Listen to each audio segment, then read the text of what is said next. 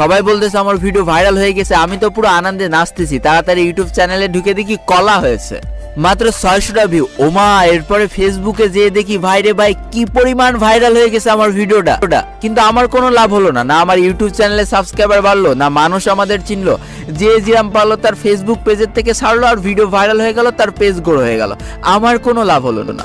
ওই দিনে আমার ইউটিউব চ্যানেলের জন্য প্রথম কেঁদেছিলাম, অঝরে কান্না কেঁদেছিলাম।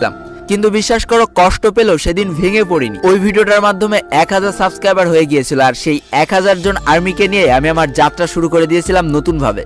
আবারও সেই রেগুলার ভিডিও ছেড়ে যাচ্ছি, 1000 সাবস্ক্রাইবারে আটকে রয়েছে, কোনো লাভ হচ্ছে না, লস হচ্ছে না, ওইভাবে পড়ে থাকলাম। তো এমনই একদিন ভিডিও ছাড়ার ডেট চলে এসেছে, এদিকে আমার কাছে কোনো কন্টেন্ট নেই। আমি ভাবতেও পারছি না যে কি ভিডিও আপলোড করব, কারণ আমার পড়ালেখার চাপ। তো সারাদিন পড়ালেখা শেষে রাত 1টার সময় যখন ঘুমাতে যাব, তখন চিন্তা করছি কালকে আমি কি নিয়ে ভিডিও ছাড়বো। তো রাত বাজে যখন 1টা, তখন আমার মাথায় হঠাৎ করে আসলো যে আমি প্রথম দিনের ফ্রি ফায়ার কেমন ছিল, এটা যদি মানুষের সামনে তুলে ধরি কেমন হবে। তো ইউটিউবে সার্চ করলাম free fire first game play, আমার সামনে প্রচুর গেম প্লে আসলো।